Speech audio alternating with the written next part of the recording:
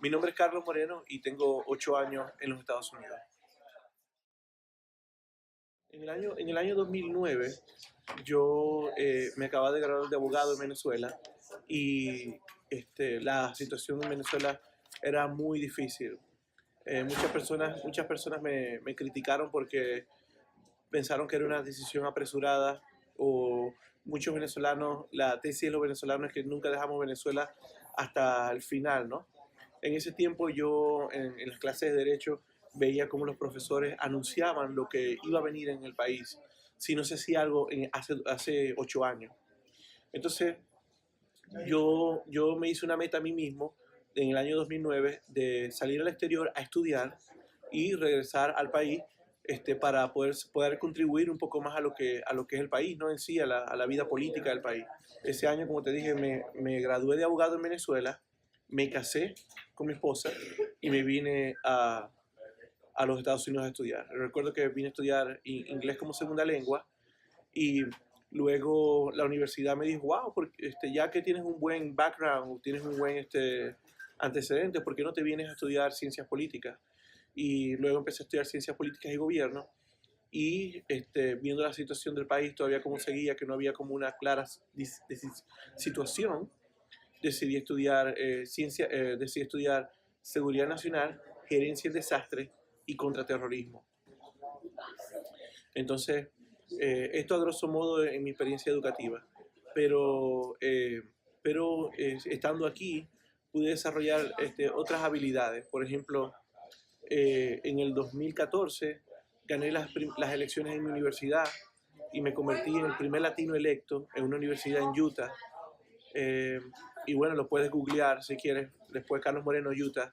Y yo recuerdo que en el 2014 gané, fue un boom porque la universidad tuvo que cambiar toda, nunca se imaginaron que un extranjero iba a ganar las elecciones y solamente eso estaba dispuesto para personas que eran nacionales o personas que eran americanos. Y entonces tuvieron que cambiar un sinnúmero de artículos de la Ley de Educación de Utah para que yo pudiera fungir como presidente. Eso llegó hasta el gobernador de Utah. Luego, las elecciones se volvieron a dar y me lancé por segunda vez y gané con más votos, casi el doble de lo que saqué la primera vez. Y la primera vez había sacado récord de votos. Entonces, luego hubo unas elecciones a nivel de todas las universidades y quedé vicepresidente de todos los presidentes de universidades. Ese se llama el Utah Student Association. Allí tengo muy buenos recuerdos porque creé una ley para el mental health de los estudiantes, para la salud mental de los estudiantes. Esa ley pasó en la Cámara Baja y luego en la Cámara Alta y gracias a esa ley los legisladores y el gobierno de Utah ha decidido dar más dinero y más recursos para que hayan más, en las universidades, haya más cuidado de la salud mental de los estudiantes. Porque en Utah, no sé si sabía, hay una gran tasa de suicidio. Entonces, creo que es una de las más grandes del país. Entonces, son pequeñas cosas que como inmigrante he tenido que hacer y esta lucha, cuando eres inmigrante o cuando llegas aquí a este país, no hay muchas opciones para fracasar. Creo que o es ganar o es ganar. Pero, y más cuando eres padre de familia, tienes esposa, tienes un bebé, un niño, eh, es duro porque no, el fracasar no es una opción. Tienes que luchar y tienes que triunfar. Nueva cultura. Fueron duros. Yo recuerdo que una noche no podía entender nada de lo que decía la gente, estaba muy frustrado. Cuando tú hablas otro idioma, la gente piensa que tú eres estúpido o tienes algo mental o algo. Y la gente te trata distinto, no te entiende, la gente es un poco ruda a veces y fue muy frustrante. Yo recuerdo una noche que estaba que no podía dormir y me paré, me senté en mi cama y me puse a llorar. Y recuerdo ese día como si fuera ayer. Mi esposa se levantó y me preguntó qué me pasaba. Yo le dije, es que no puedo, no entiendo nada, no, la gente me habla y no entiendo, no sé qué hacer, no. Y mi esposa me dijo que tenía que tener paciencia y fe en que mi inglés iba a mejorar. Y así fue. Eh, el ambiente cuando me mudé era totalmente distinto. Las navidades, sobre todo en Utah, en la parte donde me mudé, la gente es muy tranquila, demasiado tranquila. Y las navidades es como, dicen que es más gracioso o más divertido es un velorio en Maracaibo, donde yo soy, que una navidad en Utah. Entonces, era chistoso porque me di cuenta que era así. Un amigo mío me había dicho eso, que era más divertido un velorio que unas navidades en el estado de Utah. Y fue un choque cultural distinto, porque las navidades en mi país, en Venezuela, uno se ríe, hay mucha comida, uno baila, viene la familia, abrimos los regalos. Es algo tan bonito, es algo tan especial. Pero en Utah fue el choque cultural de que no es así. La gente ya el 24, 25 de diciembre o 9 de la noche ya están durmiendo. Entonces fue algo duro para mí en ese sentido. Que vender allá. Dejé todo. Yo recuerdo que una de las cosas que más valoro es la lectura, y yo empecé a hacer cuando ya soltero y ya casado, yo creé mi propia biblioteca porque mi papá tiene una biblioteca enorme en la casa y es de él.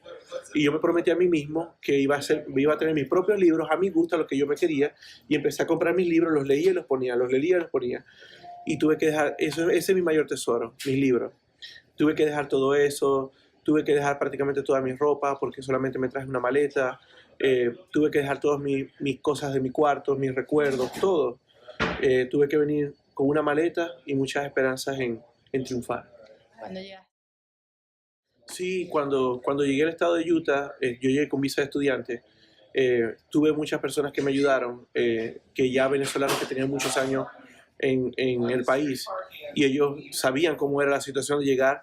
En aquel tiempo en Utah no habían tantos venezolanos, y bueno, éramos una comunidad muy pequeñita, pero muy unida. Tuve buenos amigos que me ayudaron en la inscripción de la universidad, en cuanto a atenderme, ayudarme a... Recuerdo también un día que llegué a la universidad, era mi primer día, me iba a inscribir, iba a notificar que ya había llegado como estudiante internacional, y no había absolutamente nadie en toda la universidad que entendiera español o que hablara español. Entonces fue un golpe duro. Como te dije, me gradué de estas dos profesiones, Ciencias Políticas y Gobierno y Seguridad Nacional y Gerencia en Desastre, pero cuando trabajo con respecto a estas profesiones, trabajo más en la parte de las non-profit y todo esto, pero ahora me dedico a la actividad financiera. Soy un asesor financiero. ¿Tú crees? Amo el derecho, esa es mi profesión. Desde muy joven sabía que iba a hacer algo que ahí podría ayudar a las personas.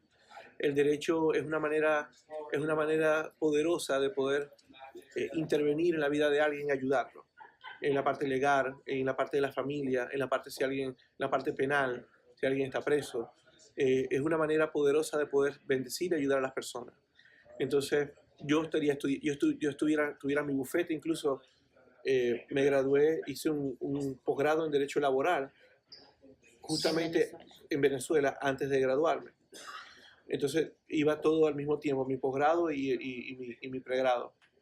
Pero fuera abogado, totalmente.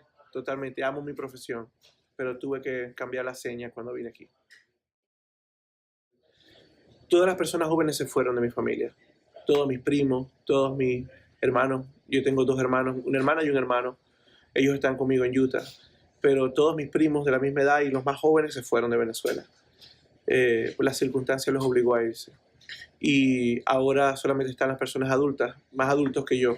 Se quedaron porque no ven otra manera. Irse sería mucho, en su opinión, sería mucho peor que quedarse. La mayoría están en países latinoamericanos porque no tienen visas, fue más económico ir, como en Chile, Colombia, unos están en Ecuador, unos en Perú, Argentina, regados por toda Sudamérica. Y algunos pocos estamos aquí en Estados Unidos. Yo soy un exiliado político. Yo tengo asilo político por el gobierno americano. No puedo regresar. ¿Quisieras regresar? Me encantaría regresar. Yo creo que es por la misión de vida. Yo descubrí mi misión de vida cuando era muy joven, 19 años. Yo creo que el servicio de la gente es lo que a mí me apasiona, es lo que me llena, es lo que yo creo que no hay nada que pueda reemplazar, ni el dinero, ni nada de esa pasión que siento, de esa gratificación que siento cuando alguien puede solucionar un problema. Y me encantaría regresar. Uno de mis sueños es regresar y ser alcalde o gobernador de mi ciudad. De Maracaibo. Alcalde de Maracaibo y gobernador del Zulia. No, han habido muchos días difíciles.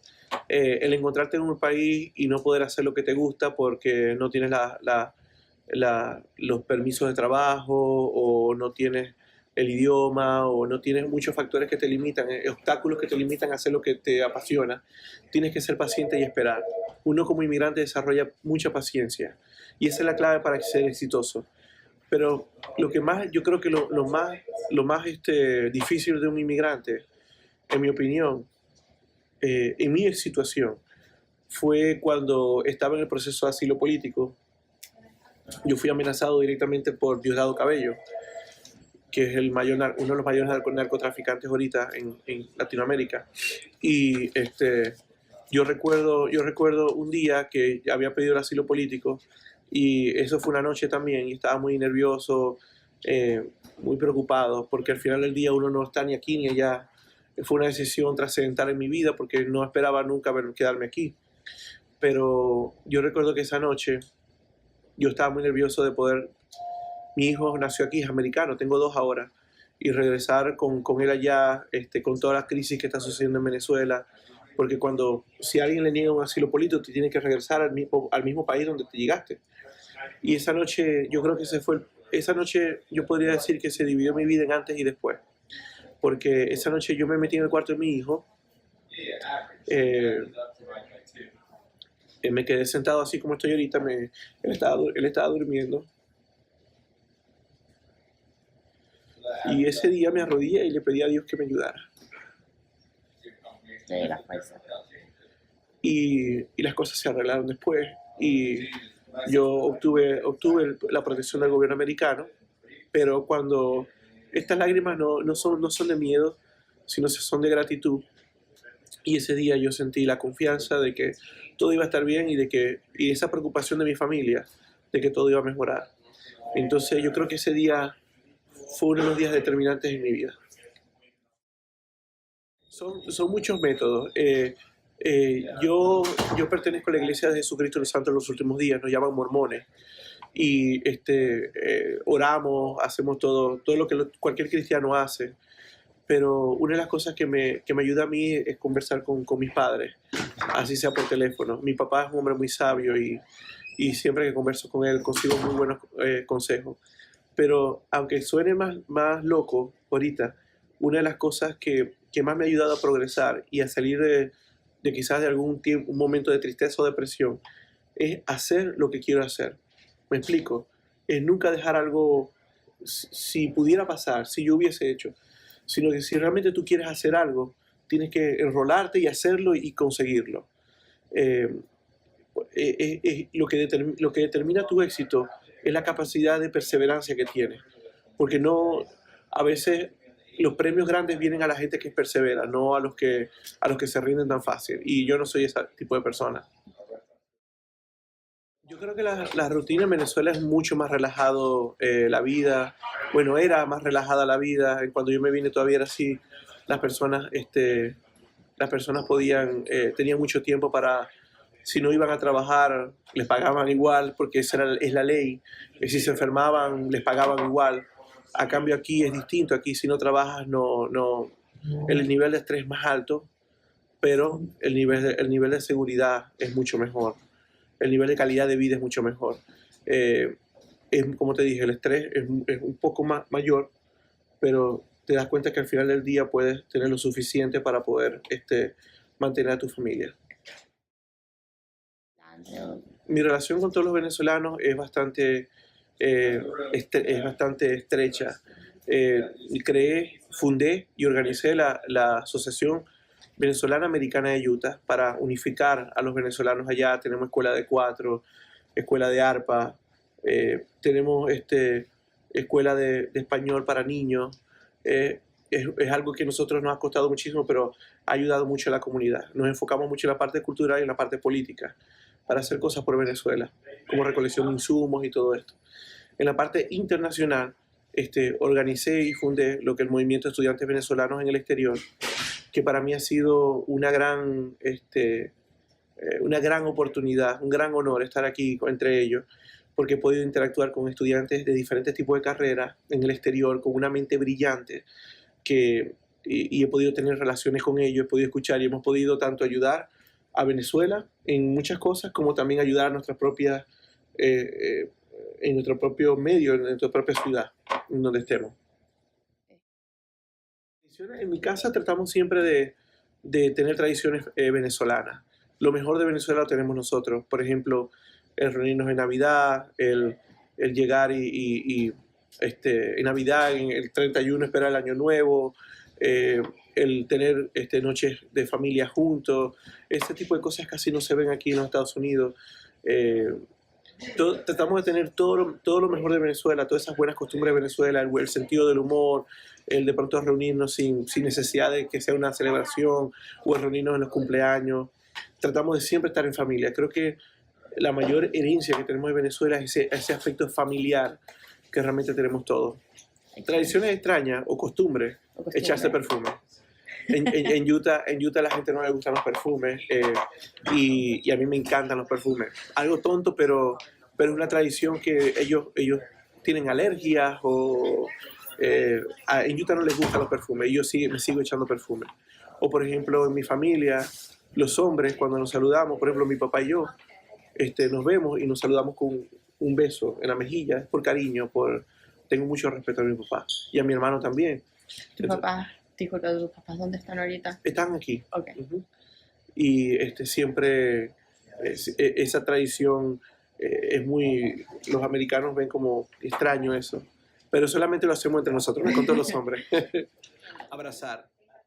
Nosotros los venezolanos abrazamos en nuestra cultura, incluso otras nacionalidades no abrazan en Latinoamérica, pero nosotros somos muy touchy, nos gusta tocar, y no es por nada malo, ni es por nada pervertido, es simplemente una muestra de afecto, de cariño. Nada malo tiene de por eso. Para nada trato de abrazar a nadie aquí, es como cada quien tiene su espacio, pero creo que ha sido una de las cosas más awkward o más raras que uno puede hacer es abrazar a alguien en los Estados Unidos. Solamente en ciertas cositas que uno puede abrazar, pero nosotros abrazamos para todo. Yo veo a mi papá 3 veces al día y 3 días lo abrazo. Entonces es algo raro, pero es chévere. Por decir, las fotos, yo recuerdo que a los americanos les gusta salir feo en las fotos, como hacen muchas muecas cuando yo llegué aquí yo decía, bueno, ¿por qué actúan así? Porque actúan como tontos. Pero es la forma de ser de ellos, como nosotros abrazamos. Ellos dirán, bueno, ¿y por qué abrazas? Pero no sé, son cosas de la cultura. Por ejemplo, es que hay muchas cosas que chocan de la cultura. Por ejemplo, esto de las fotos, que ellos se toman muchas fotos graciosas, entre comillas, o los chistes que nosotros hacemos. A veces, por ejemplo, el hecho de llamar negrito a alguien es ofensivo aquí, pero en Venezuela es con todo el cariño del mundo. La palabra negrito, gordito. Tengo una anécdota de que cuando estaba en Venezuela, cuando tenía 19 años, estaba caminando con un amigo americano por la calle y estábamos caminando por la calle y vimos a unas personas jugando básquet y uno de ellos era negrito. Entonces yo lo saludé y le dije, mi negro, ¿qué fue? ¿Cómo estás? ¿Qué estás? Bien. Y él se quedó así como, wow, como tú no puedes decir, como, eso es una ofensa. Entonces les tuve que explicar, mira, como, no, aquí no es ofensivo, es como cariño. Oh, ok. Luego seguimos caminando y vimos a alguien gordo que estaba sentado frente a una casa. Y, mi gordo, ¿qué fue? ¿Qué tal? Y es como, wow, pero ¿qué pasa aquí? ¿Por qué tú estás ofendiendo a la gente? Entonces le dije, como le expliqué, no, es como negrito, gordito, es como son cosas normales, es de cariño, no estoy ofendiendo ni estoy tratando de molestarlo. Entonces, ok. Y después pasamos otra vez por la cancha de básquet y él vio a alguien gordo y negro. Entonces me preguntó, hey, ¿lo puedo llamar? ¡Epa, gordo y negro! Y yo, no, una sola, una solita. Entonces, cosas sencillas, pero son bastante Diferente. Esta diáspora que vive en Venezuela llamamos que el milagro de que muchos venezolanos se interesen en Utah. Es un sitio pacífico y ahora podemos conseguir harina pan en ciertos mercados, podemos conseguir restaurantes y personas que hacen comida venezolana. Utah ha crecido como comunidad venezolana de una manera abrumadora. Antes habían 10.000 venezolanos, hoy te puedo decir que hay 50.000. Es una de las preguntas más difíciles que me han hecho siempre. Primeramente porque yo soy venezolano, mi corazón es venezolano, me formé en Venezuela, nací en Venezuela, pero parte de mi corazón está aquí también porque mis hijos son americanos. Ellos nacieron aquí y no les puedo quitar la oportunidad a ellos de triunfar o las oportunidades que ellos tienen de crecer como personas porque papá solamente quiere regresar a su país. Me he dado cuenta, así como a mí me ha ido muy bien aquí, luchando, trabajando duro como persona, esta cultura, este país me ha dado tantas bendiciones en mi vida, tantas buenas oportunidades. Yo quiero que mis hijos también tengan esas oportunidades. Ahorita Venezuela está pasando por la peor crisis en la historia, en su historia, en toda su historia, incluso con los españoles, en toda su historia. Entonces, ahorita sería egoísta de mi parte obligar a mi familia a regresar por un sueño que yo tengo de estar en Venezuela. Entonces es una pregunta difícil porque podría regresar para seguir reconstruir el país, pero al mismo tiempo cuando tengo que pensar también en mis hijos y ver cómo esas dos metas entre su vida, la vida de ellos, de formarlos y que ellos crezcan, y mi propia vida pueda congeniar, puedan converger, ¿no?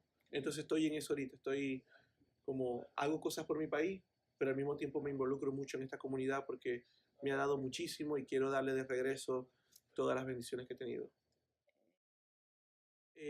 Regularmente me preguntan de qué parte soy, porque a diferencia de otros estados, no sé si sabías que Utah tiene muchas personas que hablan otros idiomas, porque la mayoría de las personas de ahí son miembros de la Iglesia de Jesucristo de los Santos de los Últimos Días, viajan a misiones de la iglesia estoy hablando de miles, o sea, no estoy hablando de 200, de 300, de miles de personas, regresan y cuando ellos viven en otro país, tú sabes, cuando tú vives en otro país, tu mente está un poco más abierta, es más clara, eres más paciente. Entonces, las personas regularmente me preguntan, y ahora más que con esta situación de Venezuela, me preguntan cómo está el país, que si mi familia está aquí, o qué está pasando allá. También tenemos en Utah el caso de Joshua Holt, no sé si sabías que es un preso político venezolano americano que está encerrado en el SEBIN.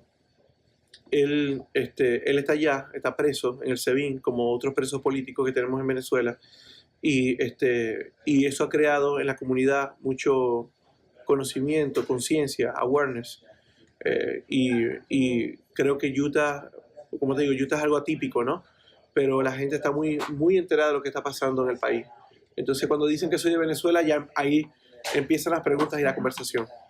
Siempre algunos panamericanos pensaban que era de otra parte de Latinoamérica, como México, porque hay muchos mexicanos, hermanos mexicanos ahí en Utah. Entonces la gente piensa que cuando ven un latino, bueno, es un mexicano. Pero ahora hay mucha diversidad y muchas cosas pasando en Utah. Y Utah es como un lugar adoptado. Prácticamente esta situación, Maracaibo siempre va a ser mi hogar, pero Utah es ese hogar adoptado que de pronto te quedaste sin casa, sin familia, llamémoslo así. Mi familia es toda mi ciudad, toda mi gente, y en otro sitio te brindan el amor, el cariño que en el momento no está, o que desapareció, o que se fue, o que no existe. Entonces, digamos que mi hogar siempre va a ser mi país, Maracaibo, Venezuela, pero tenemos yo tengo un hogar adoptado que tengo mucho amor por ese hogar, que es Utah. Las Navidades. Yo recuerdo mucho que en las Navidades las familias suelen visitarse mucho, el visitar a mis abuelas, el darles besos, el visitar a mis tíos, a mis primos. Eso es algo que siempre voy a extrañar. Es algo cálido, el hecho de sentarse, conversar, esperar el regalo de Santa o del Niño Jesús. Yo creo que las Navidades son algo algo que arraigado en el venezolano. Es una muy buena pregunta. Y lo veo mucho en mis clases, cuando estaba en la universidad. Los profesores, el americano le gusta mucho lo que llaman en mis clases de seguridad nacional, ellos lo llamaban el critical thinking, el pensamiento crítico. Y ellos siempre, por ejemplo, en las agencias del FBI, de la CIA, de la DEA, en las agencias de seguridad pública, ellos buscan personas con diferentes backgrounds, de diferentes culturas, precisamente porque lleva una ventaja por encima de otra. Siempre el estar académicamente en una clase es mucho más positivo tener este background, porque ellos siempre preguntan y siempre quieren, el americano, estoy hablando del americano, siempre quiere saber tu opinión acerca de un punto, desde tu punto de vista como inmigrante, o como latino, o como venezolano, o como sea.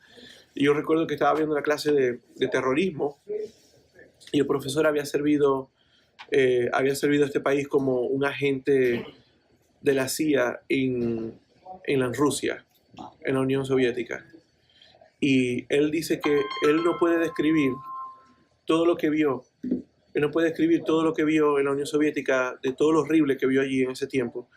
Pero él siempre me buscaba como un ejemplo y decía, si ustedes no me creen a mí, que soy su profesor, pueden preguntarle a Carlos de que este sistema y este tipo de cosas sí está pasando, esto sucede en ese tipo de sistemas. Entonces era un honor porque dentro de mi tragedia, yo era un ejemplo para mi clase, para mi carrera, de lo que estos sistemas totalitarios pueden hacer en una persona, el daño a una sociedad completa. Entonces es siempre una ventaja ser un inmigrante. Dos consejos. Cuando llegamos a otro país tenemos que adaptarnos a las normas y a la cultura de ese país. No tratar de que ese país se adapte a nosotros. Eso no va a pasar. Vamos a meternos en problemas. Creo que si es el caso de Estados Unidos, tenemos que adaptarnos a todo lo bueno que tiene, que son muchísimas cosas que podemos emular, copiar. La segunda cosa el segundo consejo que le daría a un inmigrante es ser paciente. La paciencia es la virtud de todas las virtudes. A veces nos desesperamos, pensamos que las cosas llegan fáciles, rápido, como hablar el idioma, o graduarse en una universidad aquí, o tener un trabajo mejor, o ganar más dinero. Hay que tener mucha paciencia, pero como dijo Bolívar hace cientos de años, Dios concede la victoria y la constancia. Y si nosotros somos pacientes y hacemos el trabajo bien, como inmigrantes, la gente va a darnos mucho respeto y vamos a triunfar, donde quiera que estemos.